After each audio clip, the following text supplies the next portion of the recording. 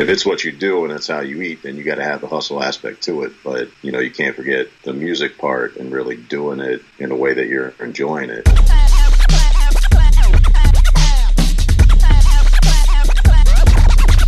Peace, what's going down? It's DJ Payne 1 for BeatStars.com. Privileged to introduce to you my man Intern from ID Labs Music. Very special guest today with a whole lot of experience, and I'm just appreciative to have him here.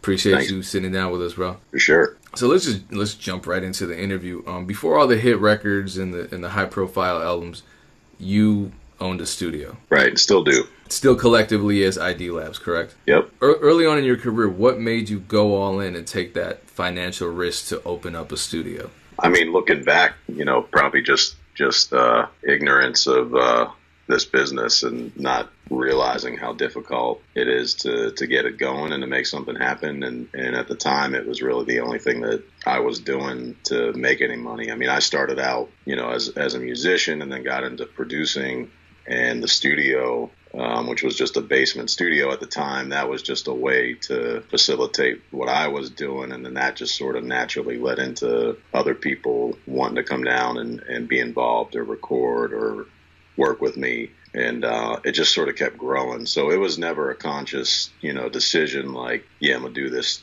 studio and I'm going to open this place up. It was more just like a natural extension of what I was doing every step along the way. It was just to sort of further facilitate me continuing to be involved in music. When you say that it was based Sure. on ignorance of the business, what do you mean by that? Well, I mean, the studio business in particular is just a really tough one to have a place and you know, consistently draw clientele, especially in a smaller city. You know, it's not easy to make a great living. I think you can, if you're good and consistent and you really care about the place and care about your clients, I think you can make some money. But I think it's not the type of business you're going to get rich doing. Just, you know, a studio in and of itself, as far as renting time to musicians to, you know, come in and record. But fortunately for you, you were also a producer, so they kind of worked hand in hand, those two disciplines. Yeah, absolutely. Just expanding into like mixing even, which has, you know, been a big part of my career. Those things really helped. And I mean, above all, just being lucky enough,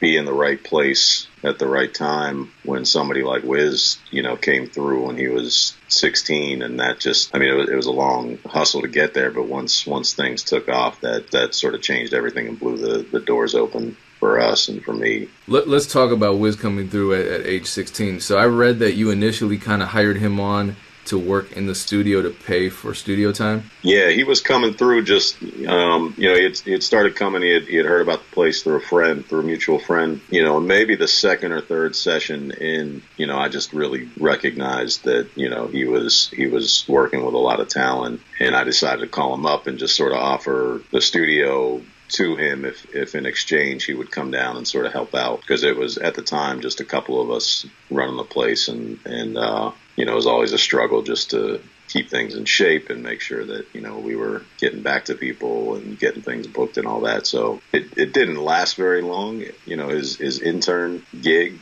I mean, it quickly, I think we both sort of felt like we were onto something, and it just turned into a musical thing. Eventually, every moment he was in there, we were just working on music. It's such a dope scenario because it's kind of the classic producer bringing the artist in and giving them an opportunity. And it seems to me as a producer nowadays, the paradigm has kind of shifted over to us as producers waiting for a rapper to give us an opportunity. Yeah. So how in your opinion, nowadays in 2017 going into 2018, how do producers, especially aspiring producers, empower themselves? I mean, for me with Wiz back then, it wasn't so much that, you know, he was very obviously talented, but it wasn't so much like, oh, let me develop this kid and you know, help make him a star. So I think, as you know, for younger producers coming up, I think just finding somebody who is giving you something back musically that you can jump in there with and make music, then you might come up with something different or something new or something great,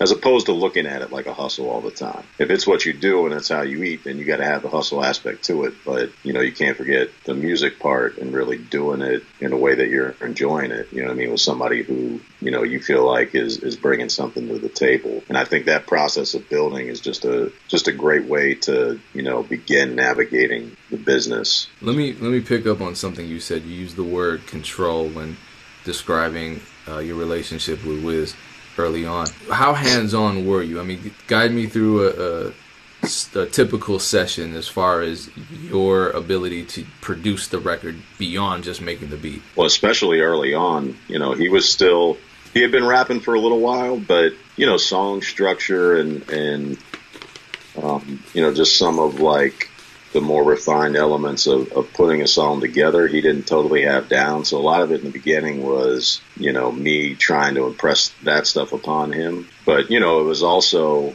and still to this day sort of continues where, you know, when we get together and work on something, you know, I then have an opportunity afterwards to go back and refine things and take things further with the production. And, you know, it was a little bit more involved back then because we were constantly in the same room together working on it. But yeah, I always had the chance to like take what he had done, take what I had initially done, and then expand upon it, you know, and add more parts or change things around or make space for, you know, a B section or, you know, all that sort of stuff to make something really a song. Yeah, I mean, when I was first starting to produce, I was working with a lot of musicians that didn't know what the hell they were doing, and just me sort of guiding that process along. You know, the fact that they didn't really go anywhere in terms of being commercial successes doesn't mean much. I learned so much about production from being hands-on in a face-to-face setting, not just, you know, emailing beats and doing it all remotely. And that's kind of something that I miss a lot, you know, with the way that the industry's set up these days. Definitely. And, you know, that's something that I now just sort of have to challenge myself to do. I mean, I can get sort of just caught up sitting in this room by myself, working on track after track after track. You know, every once in a while, I'll catch myself getting a little bored, and that's when I'll start, you know, maybe reaching out to somebody I just recently heard that, you know, is doing something cool, or, you know, just trying to do something to spark my own creativity a little bit more by getting someone else's perspective in there.